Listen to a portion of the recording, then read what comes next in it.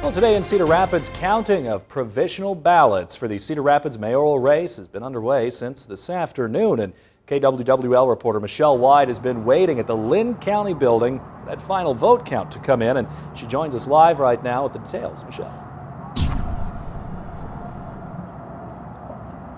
Colin, as we reported yesterday, there were about 112 provisional ballots here left to count. As it turned out, there were 110. 70 of those were Cedar Rapids ballots. The special precinct board finished counting at about 4:30 this afternoon. These numbers have not been released yet, but we have them exclusively.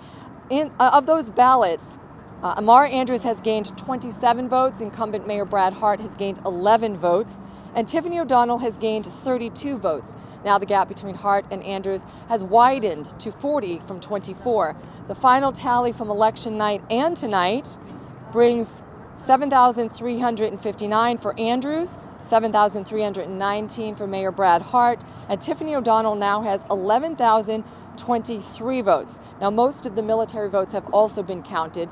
There were 11 outstanding. 2 were counted on election night. 2 were counted today. There are still 7 outstanding, and they have until Tuesday per federal law to arrive and be counted in this election. Now, standing with me right now is Lynn County Auditor Joel Miller, who I've spent a lot of time talking to these last few days.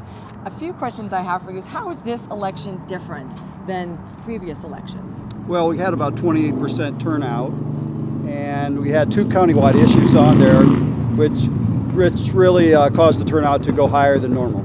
And it was both the city and both city and school board elections combined. The first time we did that was in 2019. What do you expect is, besides the referendum, was the high turnout this time around? What was the high turnout? What do you think caused the high turnout besides the? Well, I think certainly the contested races in school board, like Linn-Mar, Cedar Rapids mayor's race, Cedar Rapids council race in Marion. So the high density population centers in the county are the ones that always produce the most votes, and since there was races in those, that produced the most voters. And you said that there was a flip in the Marion vote. You want to talk about that a little bit? Right. The council member that was ahead last night, I believe it was Dale Monroe on election night. Now he's 1 vote behind Randy Sternad. And so, we'll see what the candidate does now.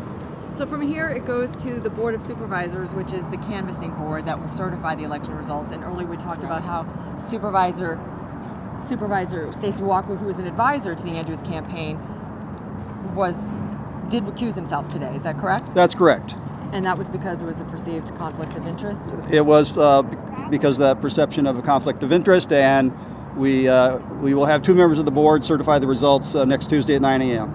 And then from there, you certify it, and then what happens? And then we send out the certificates of election. People that were filling vacancies will then take office as soon as they're sworn in, if they were filling a vacancy on the ballot. Okay. And we'll bring you those results and that news on Tuesday. Reporting live in Cedar Rapids, Michelle White, News 7 KWWL. All right, Michelle, thank you. And of course, a runoff election now has to happen. Those will happen for Cedar Rapids and Cedar Falls at the end of this month, along with other communities that had a similar issue.